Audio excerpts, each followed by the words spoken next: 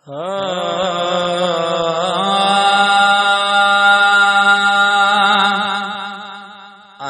क्यों इस्माइल पैजी जान दी दुस बाबा।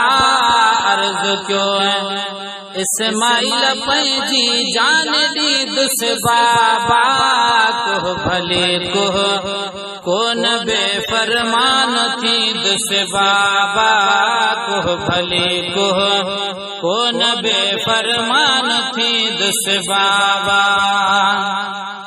सिर वहाना कान भली वधो पहरा पहजे मुहक पटी बधो।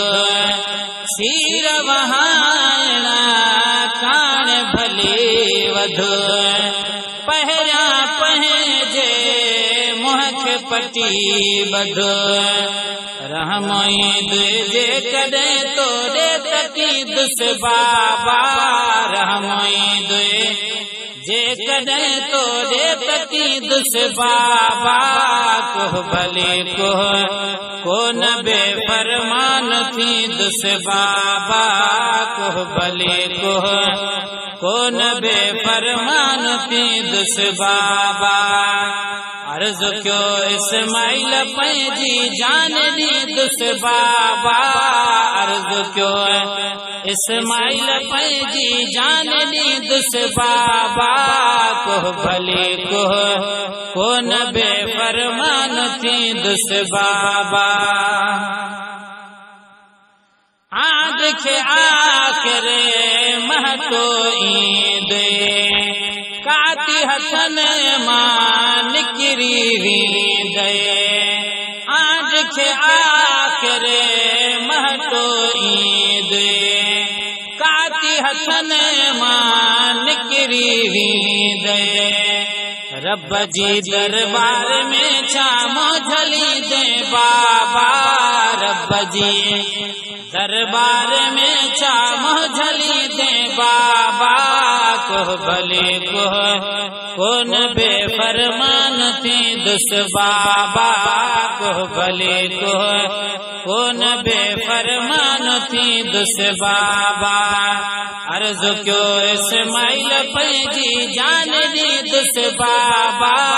अर्ज क्यों इस्माइल पैजी जान दी दुस बाबा। कोह भले कोह कौन बेफरमान थी दुस बाबा। हर शय खाही साह मिठो मुख अबा अल्लाह मिठो। हर शय खाही साह मिठो मुख अबा अल्लाह मिठो। सवह जन सिर से बिघोरे माँ चली दुस बाबा। सवह जन सिर से बिघोरे माँ चली दुस बाबा। कोह भले कोह कौन बेफरमान थी दुस बाबा। कोह भले कोह कौन बेफरमान थी दुस बाबा। अर्ज क्यों इस्माइल पैजी जान दी दुस बाबा। अर्ज क्यों इस्माइल पैजी जान दी दुस बाबा। कोह भले कोह कौन बेफरमान थी दुस बाबा। कोह भले कोह कौन बेफरमान थी दुस बाबा। वसई बिलीस बे करण वने प्यो जी जल जाकन भरण वने प्यो। वसई बिलीस बे करण वने प्यो जी जल जाकन भरण वने प्यो। मोटंदो मायूस थी मोटंदो मायूस थी कुछ हथ नहीं दुस बाबा। मोटंदो मायूस थी कुछ हथ नहीं दुस बाबा।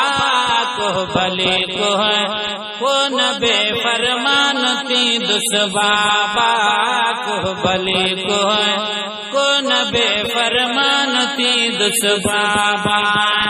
अर्ज क्यों इस्माइल पंहिंजी जान दी दुस बाबा अर्ज क्यों इस्माइल पंहिंजी जान दी दुस बाबा को भले को न बेफरमान थी दुस बाबा को भले को न बेफरमान थी दुस बाबा पक्का सायणे पाण पलींदी कुर्बानियां खा कान जलींदी पक्का सायणे पाण पलींदी कुर्बानियां खा कान जलींदी वीह भेरा हू भुलाइण जो बि दुस बाबा वीह भेरा हू भुलाइण जो बि दुस बाबा को भले को न बेफरमान थी दुस बाबा को भले को न बेफरमान थी दुस बाबा अर्ज क्यों इस्माइल पंहिंजी जान दी दुस बाबा अर्ज क्यों इस्माइल पंहिंजी जान दी दुस बाबा को भले को न बेफरमान थी दुस बाबा को भले को न बेफरमान थी दुस बाबा